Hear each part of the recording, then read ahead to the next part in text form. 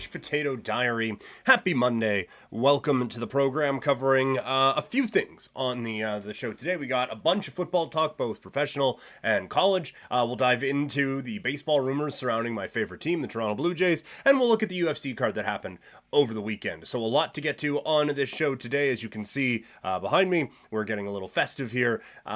So yes, thank you all so much for tuning in today. As always, you can find me on social media, Twitter, Instagram, and TikTok. I'm at Primetime Klein, twitch.tv/primetimepk, and you can email this show, couchpotatodiary@yahoo.com.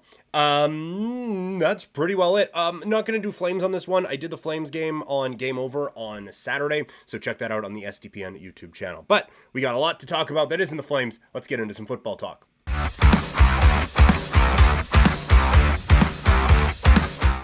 Another week basically in the books as we await the Bengals and Jags in a couple of hours here on Monday Night Football. But just a few, this is going to be a bit more of a, quick hitter show sort of a thing today. The San Francisco 49ers make an absolute statement in this game, just absolutely beaten down on the Philadelphia Eagles. And this is what I was saying before. Like, I had to put the Eagles at 1 in the power rankings because of like the schedule that they had.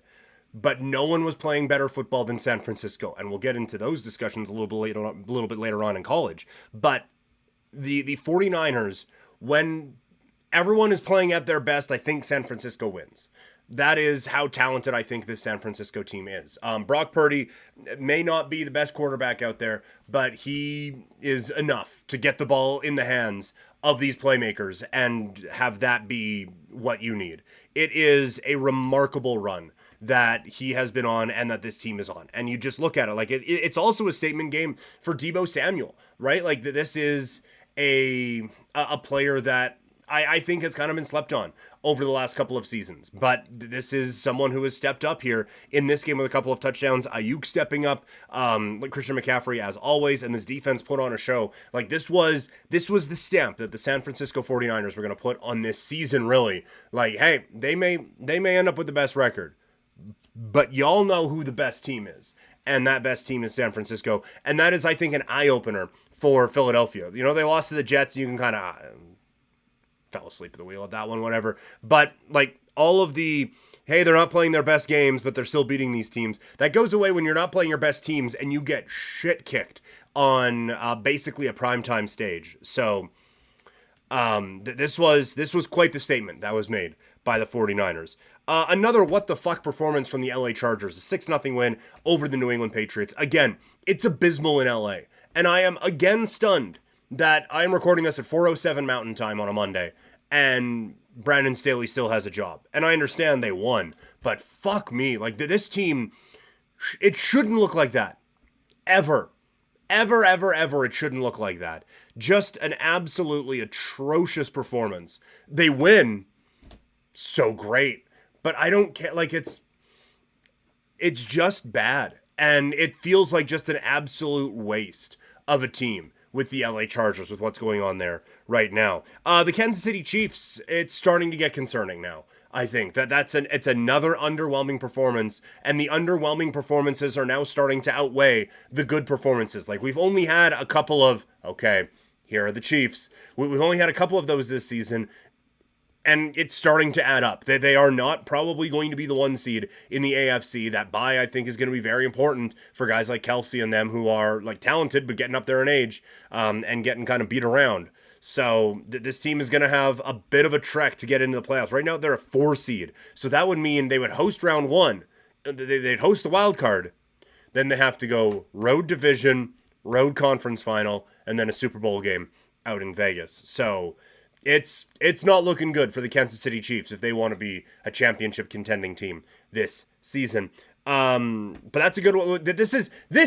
Finally, this is the Green Bay Packers team we thought was going to show up. This was the Green Bay Packers team that we wanted to see throughout this season. And now it's finally starting to come on. And some of those talks, like after that Raiders game, the talk like, oh man, maybe they don't have the quarterback. That can go away for a little bit because Jordan Love has been looking like a dude the last couple of weeks, and this offense that we were waiting to step up has arrived. So this is some real positivity around Green Bay right now. What else? Oh, Told you all about the Dolphins. Told y'all. And look, I'm not on an island here. The one seed in the AFC and one of the best offenses we've ever seen. But no, I told you. But look, like that spread was insulting to the Dolphins, and they treated that game as if they were insulted, as if the odds makers gave them bulletin board material. Because holy shit, did they kick the crap out of Washington? And the fact that you don't double Tyreek Hill on every play now is astounding. I get Jalen Waddle, man, but fuck, come on. It's just an absolute nightmare to defend this team. And now you're looking at Miami. We've said this coming into the season. This was a defense that was going to take some time to figure out the new system, but was going to come along. Yes, they are banged up on the defensive side of the football, no question. But this is still, I think, a team that should be the favorite right now. The favorite to win the AFC. I was going to say Super Bowl, but I remembered the San Francisco 49ers exist. But still, this is a team that has a real opportunity to go real far here in the AFC. The Falcons win ugly again. They lead this division, but it remains the same. Like, how do you have all of these stars on the offensive side and have it look like that? And now the Jets defense came to play. And now there's reports today that the Jets, Zach Wilson doesn't want to start games. He's worried about injury and stuff like that, which, I mean, fair, that offensive line's atrocious, but that is not what you want from the star pupil under Aaron Rodgers over the next couple of years. And another reminder that Aaron Rodgers should not be playing football this year for the New York Jets. But the Atlanta Falcons, they have a big matchup against Tampa Bay this week, and they're probably going to win it by 3. It's going to be a 12-9 football game because that's all they do. But it's winning ugly out in Atlanta, but they're going to make the playoffs probably coming off of it. The Lions defense, again, having some issues. They pick up a win over New Orleans, but this Lions secondary and this Lions defense continues to give up big points after big points. Now, the good thing is that's a good defense that you put up a lot of points on. So you can feel pretty optimistic about what's going on there with the Detroit Lions, but not necessarily a performance to really hang your hat on, I think, for Detroit. Anyway, the Colts survive. They're hanging around in this playoff race. The Texans pick up a win.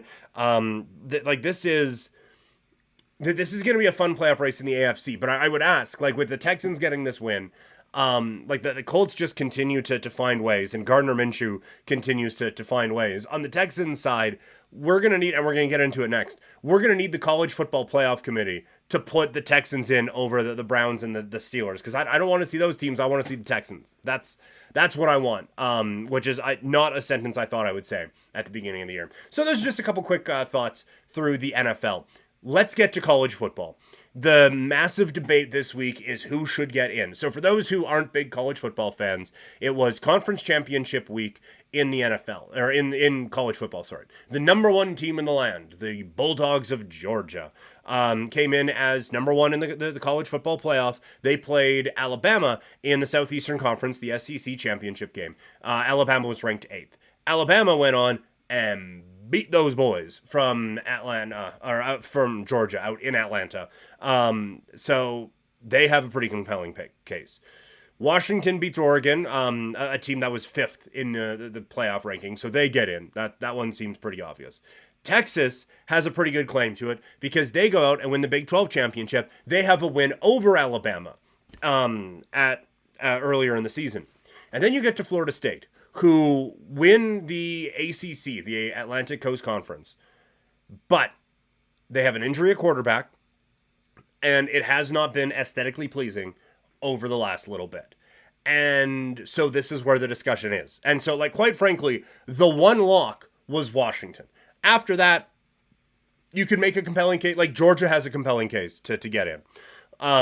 Being the number one team for basically the entire season and having a 29-game winning streak just come to an end now. You have Alabama with a compelling argument to get in. They just beat that number one team. Among the biggest wins this season, they now have the big one, beating Atlanta and snapping that 29-game winning streak. Texas has a marquee win, right? They beat Bama. And then you have Florida State, who the ACC is admittedly a weaker conference than the SEC. No one is going to deny that. But it also, it hasn't looked quite as good, but they were undefeated and won their conference. So,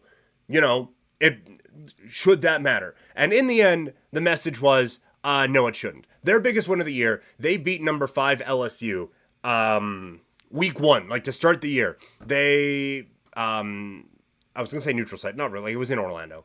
But they go out and they beat LSU week 1 to start the season, but then after that, you don't see a little ranking thing beside any of their opponents until Louisville. But they still, like, they win a conference championship. They were in a playoff spot before and get knocked out of it. That is what ends up happening, for those who aren't aware.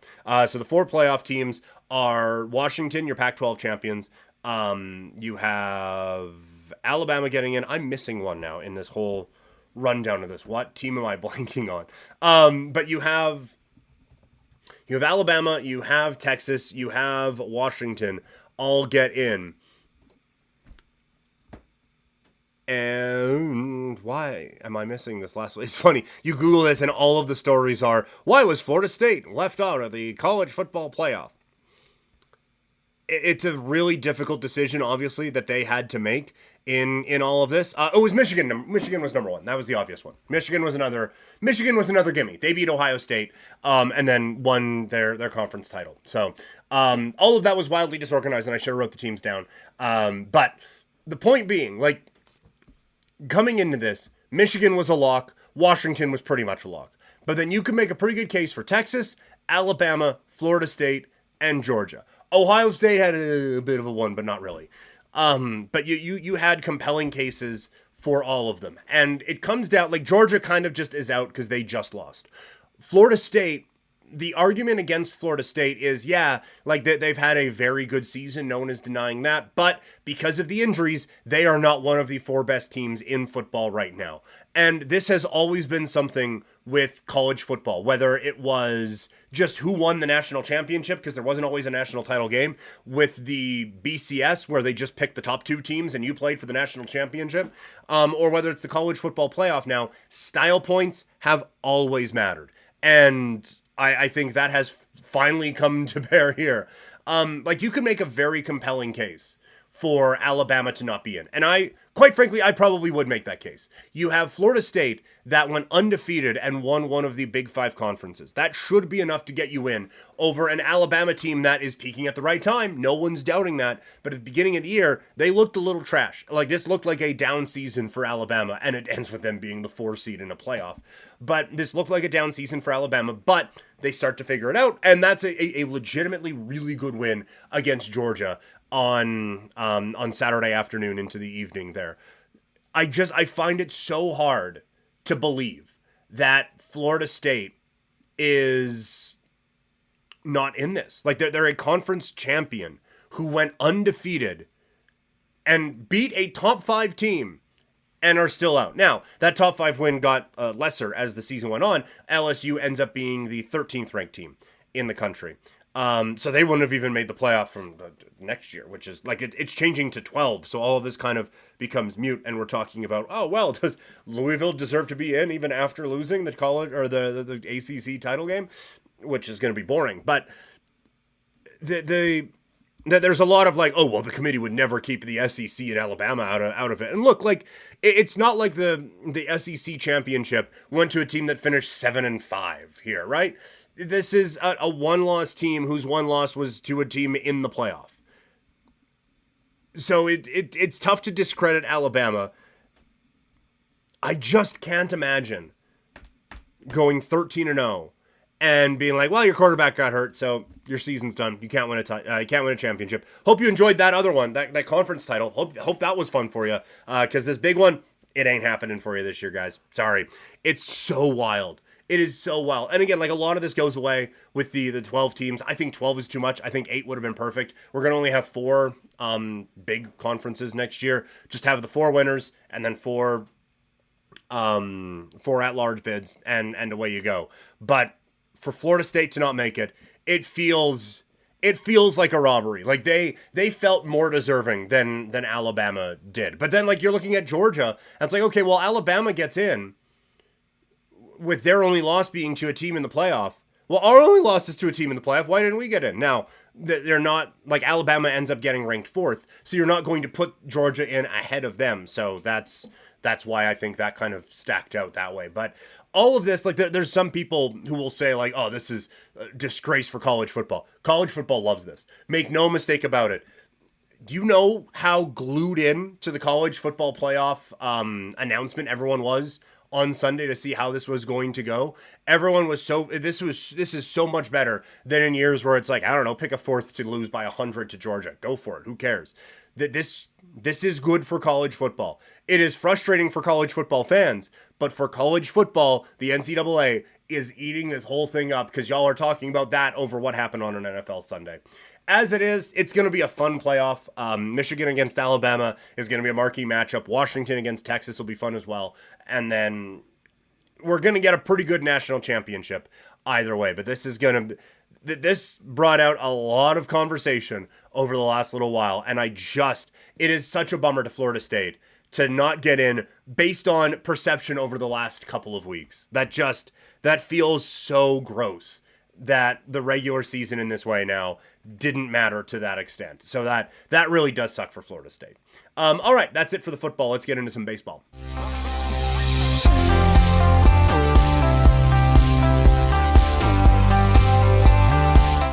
It has been quite the weekend to be a Blue Jays fan, as they have been listed as one of the final two, potentially, in getting Shohei Ohtani. They are making an aggressive push, apparently, to get Juan Soto, which would be amazing.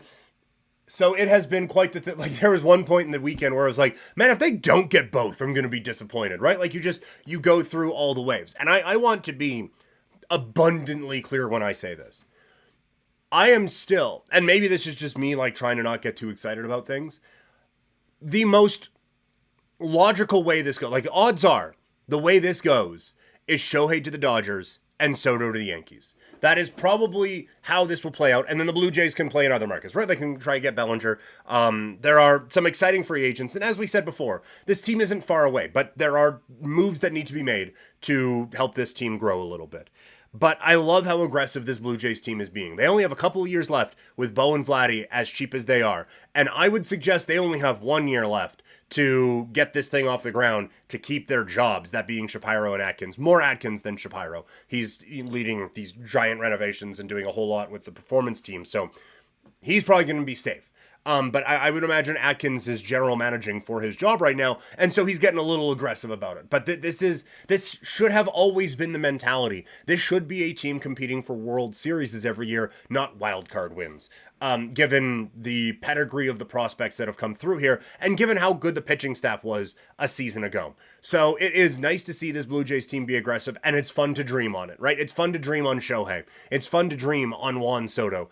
Could one, like, that there... This isn't just, and the Blue Jays popped in with, hey, you want to come to Canada? No, the Blue Jays are real players in this, and they should be. You look at, like, what Shohei Ohtani brings. Like, even if he can't pitch, which he won't in 2024, he is still probably the best hitter in baseball. And, like, in terms of money, pays for himself. I'll buy 3 jerseys the second he signs with the Blue Jays. And, like, all the different endorsements and everything like that. For a shy guy, he definitely brings in the dollars. So that, like, investment-wise, pays for itself. Not a problem. For Juan Soto, I would, the list of people who would be untouchable for me in a Juan Soto trade, pretty small. Now, the downside with Juan Soto is he is 1 year away from free agency, and you're not going to be able to re-sign him. And that's, like, they could be in the mix to re-sign him, but you are going to make that move having to make the assumption that it's going to be for 1 year. That has to be the assumption that you make, because he has already turned down $400 million contracts so that he can see what free agency is like for him. He's not going to, on the brink of it, I'll 375 in Toronto. That's not going to be the case. You are making that move knowing, or having to assume anyway, that you are only getting this guy for 1 year. And so that's intimidating. But either way, it's great to see the Blue Jays in on this. And just a quick note here. If the Blue Jays get Soto and the Yankees don't, the rioting amongst the New York fan base will be glorious. Oh, it'll be amazing. And then you'll get the smug, he's just going to come here in a year anyway. Because that's worked out perfectly fine before for New York sports teams. But, like, it's it's so much fun to dream. I am trying to like catch myself sometimes, just being like, look, pretty good chance they're not getting both. You know, this isn't a video game. This is real dollars and cents that are being spent. But it's nice to see Rogers putting that investment in them as well. So it's a fun offseason already in baseball, and we're just at the winter meetings now. Let's wrap this thing up today with some fight talk.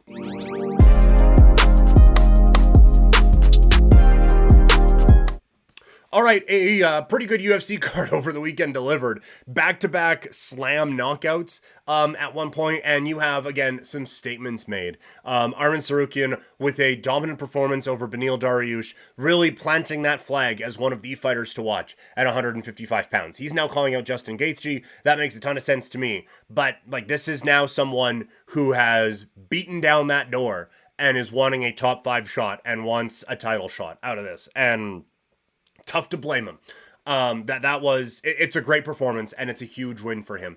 Jalen Turner, a lot of the talk is about the stoppage and how Mark Hatley kind of let Bobby Green take about 5 too many shots to the unconscious head, which is not great. So that is disappointing, and it was a bad stoppage. But for Jalen Turner, this was the exact type of win that he needed to, again, kind of jumpstart things a little bit. He had, I would say, a bit of a prospect luster to him, and some of that had been knocked off with back-to-back losses, but this was coming out there like, hey, just a reminder, I'm that dude. I'm still that dude, so watch out for me.